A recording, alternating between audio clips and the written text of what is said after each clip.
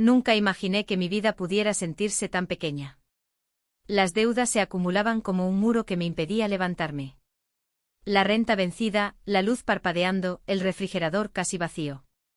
Hacía todo lo posible por mantenerme a flote, pero sentía que el suelo se desvanecía bajo mis pies. No era perezosa, trabajaba duro. Cada día llegaba a la oficina 10 minutos antes, me quedaba 20 minutos después, sonreía a pesar del peso que cargaba, pero sonreír no pagaba las facturas ni aliviaba la responsabilidad. Hacía 4 meses de mi divorcio. No fue una explosión, sino un lento y silencioso desgaste, hasta que un día él se fue y el silencio en el departamento se volvió ensordecedor. Pensé que estaría bien. Siempre me consideré fuerte, pero la fuerza no te da calor en las noches, y estaba cansada de ser fuerte. Cansada de despertar en un apartamento frío que se sentía aún más helado por las mañanas. La oficina era mi único refugio. Era una pequeña firma de consultoría en la colonia Roma, 10 personas en un buen día, pero me gustaba la rutina. Me gustaba sentirme útil, aunque fuera solo para recordar los cumpleaños o mantener los archivos en orden. Mi jefe, el señor Alejandro Rivera, era un hombre tranquilo de unos 30 y tantos años, serio, siempre impecable, de los que lo notan todo pero hablan poco. Apenas interactuábamos más allá de lo estrictamente laboral. Era profesional, respetuoso y completamente impenetrable. Aquel día, quedé hasta tarde para terminar de clasificar unas facturas. Mis pensamientos eran un torbellino. Mi cuenta bancaria estaba otra vez en números rojos y no tenía ni idea de cómo iba a pagar la renta. Mañana era 1 de mes. Sentí las lágrimas asomarse antes de poder detenerlas. Silenciosas, desesperadas, inútiles. Me senté en mi escritorio, esperando que la oficina permaneciera vacía para poder derrumbarme sin testigos. No lo oí entrar, solo el suave roce de sus zapatos en el piso. Y luego, ¿estás bien, Inés? Me sequé la cara rápidamente, forzando una sonrisa que no llegó a mis ojos.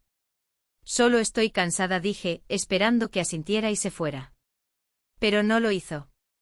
Se apoyó en el borde de mi escritorio, no de forma condescendiente sino relajada, como si me invitara a dejar de fingir. Has aguantado mucho, dijo. No era una pregunta. No supe qué responder. No quería su lástima. No quería ser la víctima de nadie. No quiero entrometerme, continuó con cautela. Pero si hay algo en lo que pueda ayudar. Había algo en su voz, una suavidad genuina. Quería creerle, pero mi orgullo se interpuso. Es solo la renta, solté antes de poder contenerme. Lo resolveré. Hizo una pausa. Tengo una pregunta inusual para ti. Eso captó mi atención. Dudó un momento y luego dijo, en unas semanas es el aniversario de bodas de oro de mis padres. El número 50. Estoy tratando de organizar algo, pero sinceramente soy terrible para estas cosas. Eres la persona más detallista que conozco. Me preguntaba si podrías ayudarme a planificarlo. Parpadeé. No era lo que esperaba. Sé que es algo personal y está fuera de tus funciones, continuó, pero estaría más que feliz de compensarte por tu tiempo de forma privada. Considéralo un proyecto aparte, si te parece. No respondí de inmediato. Era real. No era una limosna, era una oferta de confianza. Un trabajo que podía hacer y hacerlo bien. No se trataba solo del dinero. Se trataba de la dignidad, de sentir que me veían como algo más que una persona con problemas. Asentí lentamente. Puedo hacerlo. Él sonrió, una sonrisa leve, casi tímida. Gracias. Significaría mucho. Esa noche caminé a casa sintiéndome más ligera de lo que me había sentido en semanas. Nada había cambiado realmente. Mi cuenta seguía vacía, las deudas seguían ahí. Pero por primera vez en mucho tiempo, sentí que tal vez no estaba sola. Tal vez la vida aún no había dejado de sorprenderme. Y en el fondo, bajo el cansancio y el miedo, algo se movió. No era esperanza todavía. Pero era la idea de ella. Comenzó el lunes siguiente. Reservó tiempo por las tardes para que nos reuniéramos después del trabajo. Al principio todo eran listas, lugares, opciones de catering, invitados. Yo traje un cuaderno y bolígrafos de colores. Él trajo hojas de cálculo y su silencio característico. Éramos dos personas completamente diferentes tratando de crear algo significativo para alguien más. Pero poco a poco encontramos un ritmo. Él no era frío, solo cuidadoso con sus palabras. Me di cuenta de que cuando hacía una pregunta escuchaba. De verdad escuchaba.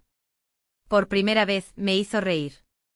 Durante una de nuestras sesiones de planificación, me miró como si no hubiera escuchado la palabra kermés en mucho tiempo, y le gustara cómo sonaba. Con el paso de los días, nuestras conversaciones empezaron a ir más allá del evento. Me contó sobre sus padres, cómo se conocieron en la preparatoria, cómo empezaron juntos un pequeño negocio familiar y se apoyaron mutuamente en todo. Quiero darles una noche que refleje su vida juntos, dijo una tarde. Algo con alma. Sonreí. ¿Quieres decir algo un poco desordenado, caótico e inolvidable? Se rió, una risa real y sonora que nos sorprendió a ambos. La planificación de la fiesta se convirtió en nuestra misión compartida. Debatimos sobre ideas de menú, música de los años 70, collages de fotos y tableros de recuerdos. Una noche encontré una pastelería que podía recrear su pastel de bodas a partir de una vieja foto granulada. Su rostro se iluminó. ¿Cómo se te ocurrió?, preguntó en voz baja. De repente me sentí tímida. Los detalles importan. Una tarde, mientras estábamos sentados uno al lado del otro comparando arreglos florales, su mano rozó la mía. Solo por un segundo, quizá menos, pero algo vibró entre nosotros. Ambos bajamos la mirada y luego la apartamos. No se dijo nada, pero todo cambió. Esa noche trabajamos hasta tarde. Al día siguiente ya no se trataba solo de la fiesta. Se había convertido en la mejor parte de mi día. Esas horas tranquilas en las que no era solo una empleada, sino parte de algo importante. Una noche pedimos tacos al pastor y nos quedamos más tiempo del habitual. Entre bocados, me habló de su última relación. Ella se había ido porque él no podía encontrar el equilibrio entre la ambición y el amor. Dijo que vivía en hojas de cálculo, confesó, intentando sonreír. Lo entiendo, dije. Estuve casada con un hombre que no levantaba la vista de su teléfono el tiempo suficiente para verme marchar. Su mirada se suavizó. ¿Cómo lo hiciste? ¿Irte? No tuve elección. O me perdía a mí misma, o perdía el matrimonio que había elegido. Asintió lentamente, como si entendiera más de lo que decía. Eres fuerte. No respondí en voz baja, solo estoy cansada de fingir que el silencio está bien. El silencio volvió a instalarse entre nosotros, pero no se sentía incómodo. Se sentía honesto. Esa noche me acompañó a mi coche. El aire era fresco y podía ver su aliento mientras hablaba. Estoy deseando que llegue esto, dijo. Trabajar juntos en esto. Quería decirle que yo también. Que por primera vez en años me sentía viva de nuevo, vista, valorada, capaz. Pero las palabras se atascaron en mi garganta. En su lugar, simplemente dije, yo también. Para la segunda semana, ya terminábamos las frases del otro. Él traía un tema, y yo ya lo tenía en mi lista. Yo hacía una sugerencia, y él ya estaba enviando un correo electrónico al contacto. Había una fluidez entre nosotros que ya no tenía nada que ver con la fiesta. Era algo tácito, pero llenaba el espacio entre nosotros como música sin letra. Una mañana entró en la sala de descanso con 2 tazas de café. Pensé que te vendría bien una segunda taza. La acepté con una sonrisa sorprendida. ¿Acaso me lees la mente? Solo tu rutina, respondió con un guiño. Ese pequeño gesto significó más que cualquier ramo de flores. Significaba que se había dado cuenta. Que yo no era invisible. A veces me encontraba observándolo, la forma en que se arremangaba la camisa, la pequeña sonrisa que se le escapaba cuando las cosas salían bien. Era guapo, sí, pero era más que eso. Era su forma de ser. Una fuerza tranquila, una amabilidad sin esfuerzo. Y cada vez que encontraba su mirada sobre mí, ya no la apartaba. No era tonta. No me estaba precipitando. Pero algo estaba creciendo entre nosotros, algo tierno y genuino que no me había permitido esperar en años. Y empecé a preguntarme no solo por la fiesta o el proyecto, sino por lo que pasaría cuando todo terminara. El aniversario llegó en una fresca noche de sábado, de esas que susurran comienzos. Todo estaba listo. Las guirnaldas de luces colgaban en un suave resplandor dorado, las mesas vestidas con manteles largos y rosas. El muro de fotos era como un museo de amor. Cada detalle en el que habíamos invertido nuestro tiempo era ahora un testimonio silencioso de lo que habíamos creado juntos. Los invitados empezaron a llegar poco después de las 6. Sus padres entraron por la puerta, tomados de la mano. Sus rostros eran pura sorpresa.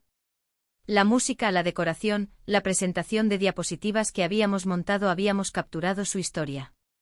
Observé desde un lado cómo su madre lloraba al ver la réplica de su pastel de bodas, y su padre la abrazaba un poco más fuerte. Alejandro estaba a mi lado, su mano apenas rozando mi espalda. «Tú hiciste esto», susurró. Negué con la cabeza. «Lo hicimos nosotros». Por primera vez en semanas, no pensé en las facturas ni en lo que vendría después. Él estaba allí. Este momento era como una exhalación que había estado conteniendo durante demasiado tiempo. Más tarde nos sentamos y noté cómo sus ojos me buscaban constantemente a través del salón. Había algo tranquilo y firme en su mirada, algo no dicho que tenía peso. La gente nos sonreía, como si ellos también lo vieran, fuera lo que fuera. Luego vino el brindis. Se paró frente al micrófono con una copa en la mano, luciendo más nervioso de lo que nunca lo había visto. «Esta noche es para mis padres», comenzó su voz clara. «Pero también se trata de algo más.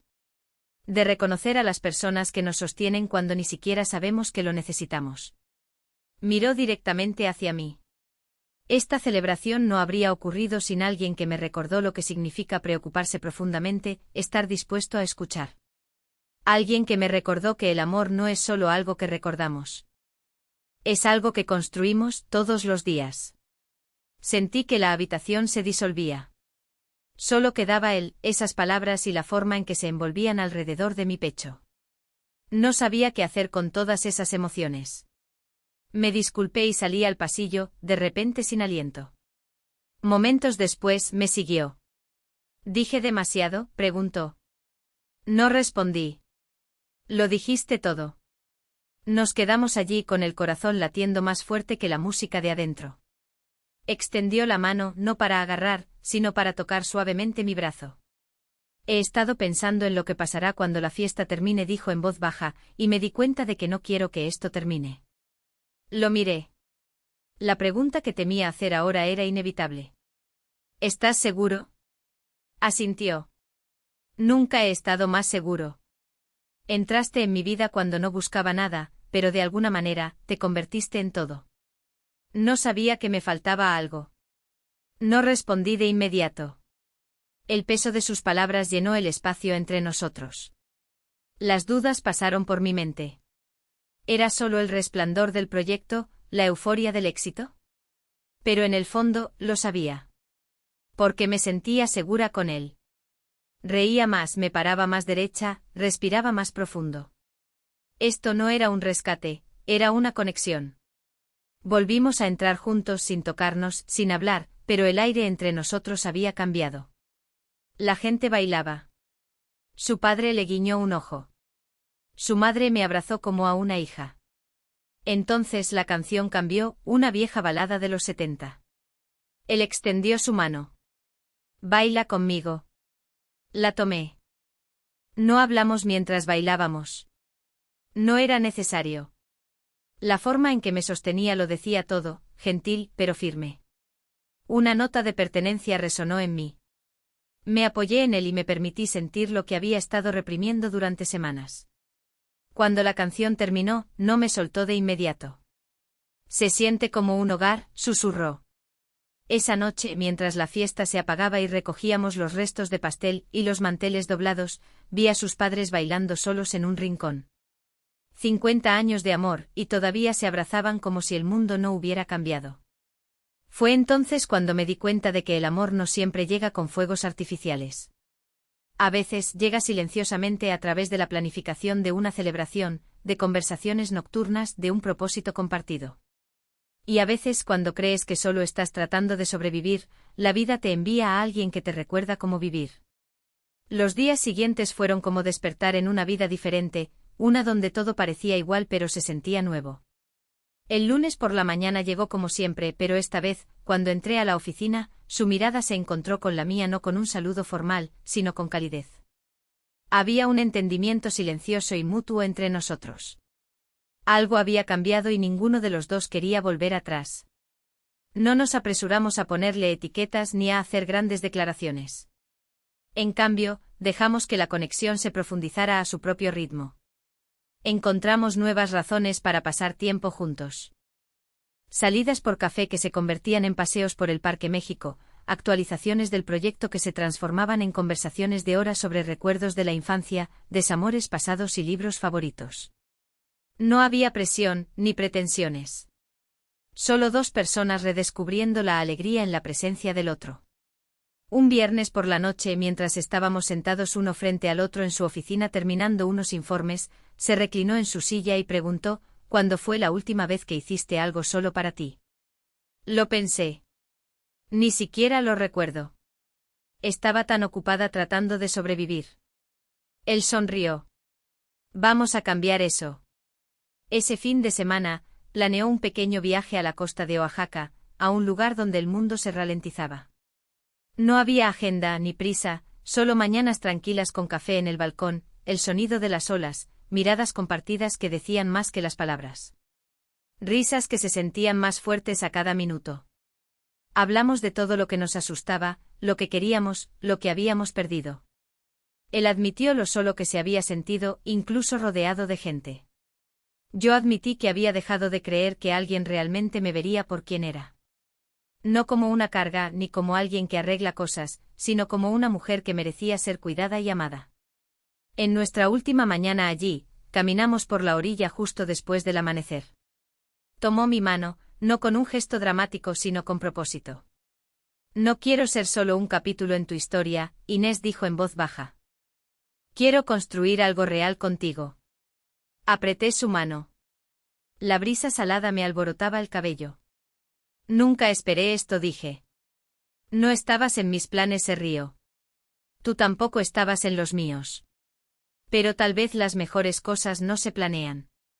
De vuelta en la ciudad, la vida retomó su ritmo, pero éramos diferentes. Más fuertes, más seguros. Y aunque las facturas seguían llegando y las responsabilidades seguían pesando, no se sentían tan abrumadoras, porque ahora tenía a alguien a mi lado, no para arreglarlo todo, sino para enfrentarlo conmigo.